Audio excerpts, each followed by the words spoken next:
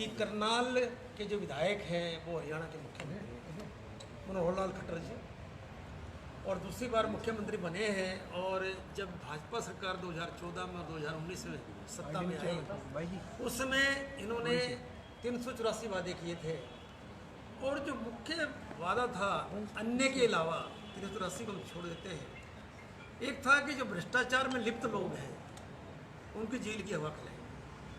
अनेक लोगों पर 7 साल मुकदमे चले। पूर्व मुख्यमंत्री भूपेंद्र सिंह हुड्डा पर भी कई मुकदमे हैं, परंतु अब तक किसी भी व्यक्ति विशेष को या किसी चिड़िया को ये लोग भ्रष्टाचार के मामले में अंदर नहीं कर पाए। अब सीएम साहब हमारे मनोहर लाल खट्टर जी, उनके खुद गृह क्षेत्र में 50-60 साल पहले कुछ लोगों ने वाल्मीकि चौक से लगती हुई जो सरकारी शामला ज़मीन है, जो लगभग 32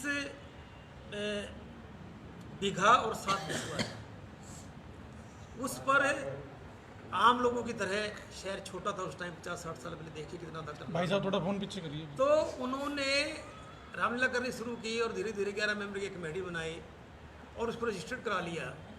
धीरे धीरे उस 32 बीघा 7 बिस्वा जमीन पर रामलीला सभा रजिस्टर्ड का कब्जा हो। करनाल में लगभग, जब करनाल बना, पानीपत से अलग हुआ, और उससे पहले 66 में जब करनाल बना, पानीपत और करनाल इकट्ठे थे, तो उस समय हजारों बीघा जमीन जो थी वो सामलात थी।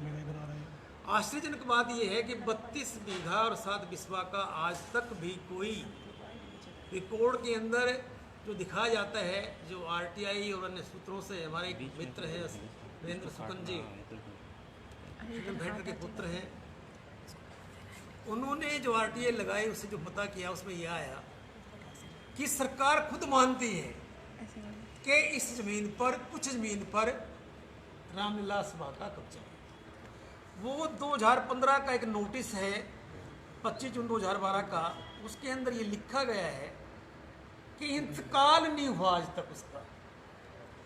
सरकार ने 2012 में राजस्व विभाग होता है अपने हरियाणा में, उन्होंने इनको लेटर डाले, फ़ोन किए कि आप अपने कागजात भेज दें। आज तक कोई कागज नगर निगम के द्वारा नहीं भेजा। आश्चर्य और भी बढ़ जाता है कि जब सांसद तत्कालीन कांग्रेस के डॉक्टर अरविंद शर्मा 5 लाख रुपए सांसद निधि से दे देते हैं। सांसद निधि का मुख्य प्रयोग जनता की भलाई के लिए होता है, परंतु होता क्या है कि उसी टाइम पर पंचायती राज से 6 लाख रुपये लिए जाते हैं। वहाँ पर एक कम्युनिटी सेंटर का निर्माण किया जाता है, कोई नक्शा पास नहीं, नगर निगम कोई नक्शा पास नहीं, उसका सारा काम ऐसे मिली भगत से चलता रहा। हुआ क्या कि उस रामलीला सभा ने 111 दुकानें चारों तरफ बना दी, आपने देखी होंगी। अगर उनका 500 रुपये पर दुकान में किराया लगाए और साथ में कम्युनिटी हॉल का जो पर डे का खर्चा है 15,000 के करीब वो लेते हैं, तो लाखों यानी करोड़ों रुपए की इनकम उनको, वो सारा पैसा रामलीला सभा को जाता है। अब पिछले दिनों जब कई आरटीआई एक्टिविस्ट और दूसरे लोग, पोलिटिकल पार्टी के लोग उस करिए हुए और नगर निगम में कॉन्टेक्ट किया गया, तो वो जो दुकानदार थे उनका तो काम है बेचारों का, उनको कोई कसूर नहीं है। जो प्लाट उनको दिए गए, ये कहकर दिए गए कि रामलीला सभा की जमीन है, कुछ पट्टे पे दे दिए, और इस प्रकार से जो 32 बीघा और 7 बिस्वा जमीन थी उस पर रामलीला सभा का पूर्ण रूप से कब्जा हो गया। 111 दुकानें, कम्युनिटी सेंटर अंदर, और घटना तब घटती है कि वो रामलीला सभा ऊपर की बिल्डिंग बनाने का प्रयत्न करती है, तो नगर निगम के द्वारा उसको नोटिस दिया जाता है। और आश्चर्य तब पड़ता है कि जो पैसा सरकार के खाते में जाना चाहिए था नगर निगम के खाते में, यानी नगर पालिका थी या नगर निगम है, वो सारा पैसा रामलीला सभा को जाते हैं। जो जन सुविधाएँ करोड़ों रुपए के द्वारा आम जन को दी जा सकती थी, वो सारा पैसा रामलीला सभा प्रयोग करती है। और इस प्रकार के मामले अन्य जिलों में भी हुए। यमुनानगर में इस प्रकार का मामला हुआ था, तो वो तत्कालीन में जो डीसी था उसने FIR लॉन्च कराई थी, परंतु हरियाणा के अंदर जब दुकानदारों से बात की गई तो उन्होंने एक एफिडेविट दिया कि हम अपना जो रेंट है वो नगर निगम में जमा कराने के लिए तैयार हैं। हमें अब चेताया गया है कि ये जमीन रामलीला सभा की नहीं। खुद सरकार मानती है, राजस्व विभाग मानते हैं, बट वो मानता है कि जो ज़मीन है वो उसमें से 20 कैनाल और 13 मरले रामलीला सभा के पास है। बाकी के जो 5 बीघा कुछ मरले ज़मीन बनती है, बिस्वा बनती है, वो ज़मीन 5 एकड़ से ऊपर है थोड़ी सी, उसमें दंगल आदि होता आपने देखा होगा। और एक बार तत्कालीन डीसी यहाँ सुविधा कटारी थे, उन्होंने यहाँ पर एक पार्किंग के लिए उसके लिए भी जो क्लियर था वो किया गया था। तो वो कहते हैं कि पूरी ज़मीन रामलीला सभा के नाम के पास नहीं है।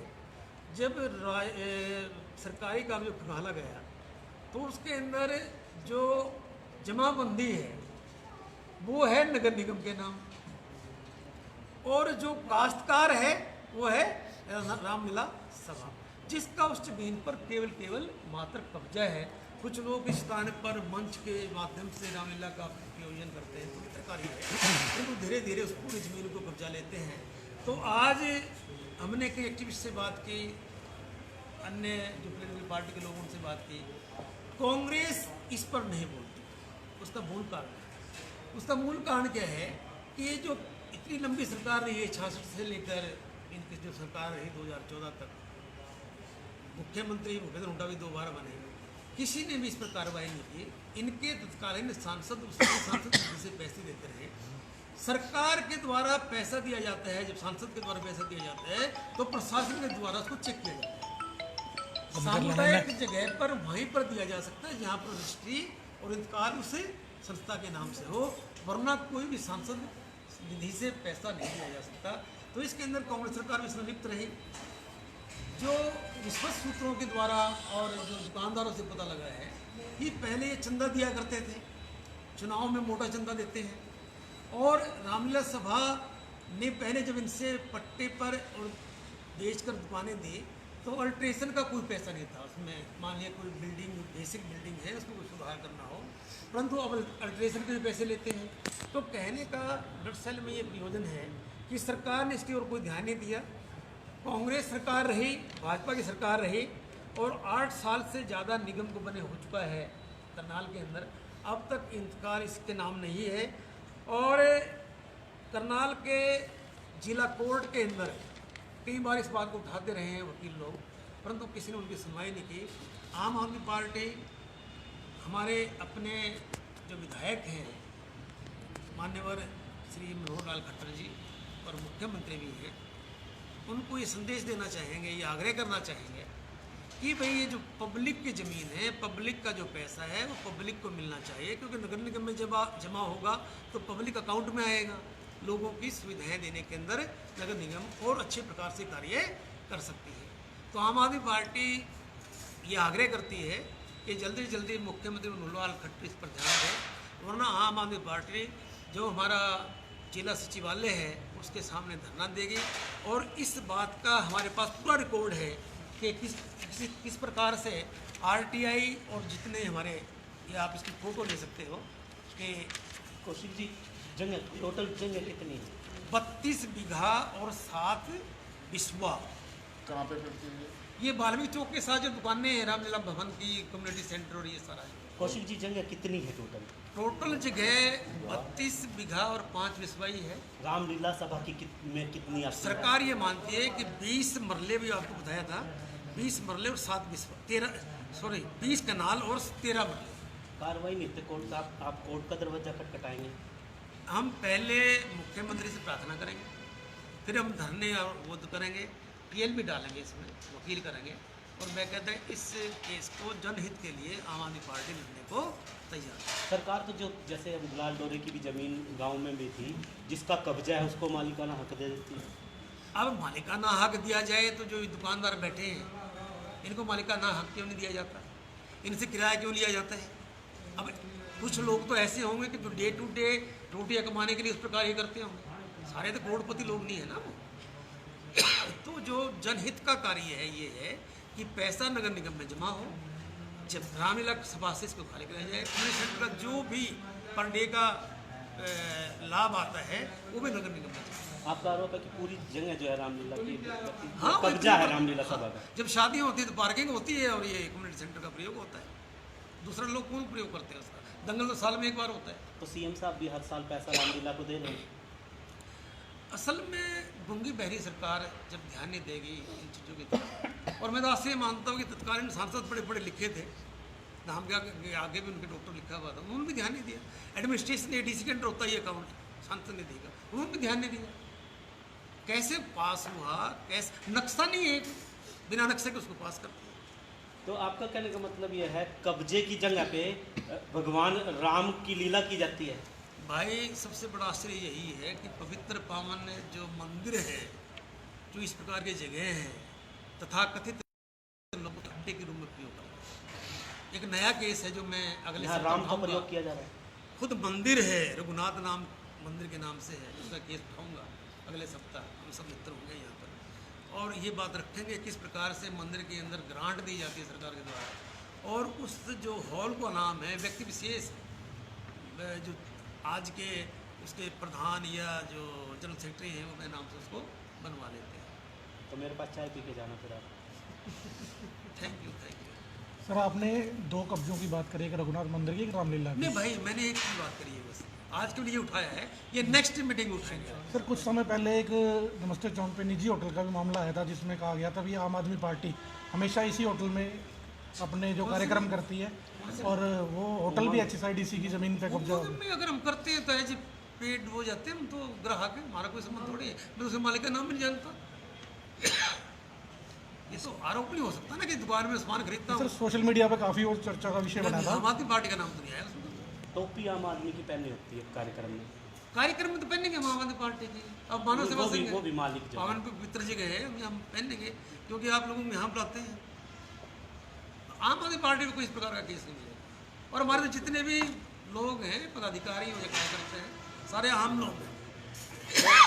कौशल जी, अभी अपना कृष्णपाल गुर्जर आए थे शिक्षा मंत्री, उन्होंने सरकार हरियाणा सरकार के 7 काम और 7 कमाल गिनवाए हैं। क्या कहेंगे इस बारे में? भाई देखो, छोटी मुँह बड़ी बात हो जाती है। कृष्णपाल गुर्जर यमुनानगर से जिस कॉलेज में पढ़े हैं उसके सारे प्रोफेसरों को मैं जानता हूँ। ये BA तक तो पहुँच गए, BA नहीं कर पाए, और शिक्षा मंत्री हैं, +2 हैं। कौन रिपोर्ट्स है जी? स्मृति ईरानी थी, पहले बिको को भर्ती थी ग्रेजुएट, बाद में +2 तक की बनने। प्रधानमंत्री जी के बारे में क्या कहेंगे? प्रधानमंत्री जी की BA की डिग्री बाद की है, MA की पहले की है। इसका मतलब ये है कि खुद प्रधानमंत्री जी, माननीय प्रधानमंत्री जी, वो कभी तो कहते हैं पढ़ा लिखा नहीं हूँ, मैं तो कभी कॉलेज नहीं गया। कभी वो कहते हैं कि जी मैंने तो BA भी कर रखी और MA भी कर रखी। MA भी पॉलिटिकल साइंस है हमारा सब्जेक्ट, मैं पॉलिटिकल साइंस की PhD है। तो मैं तो बड़ा खुश होता हूँ कि हमारे अटल बिहारी वाजपेयी पॉलिटिकल साइंस के MA थे, ये भी MA है। हमारे VP सिंह जी इकोनॉमिक्स के MA थे। तो they are so many people, Charan Singh जी थे इकोनॉमिक्स के।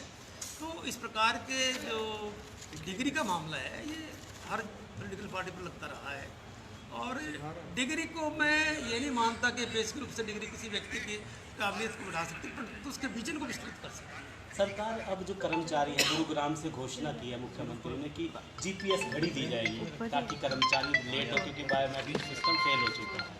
तो GPS सिस्टम घड़ी दी जाएगी।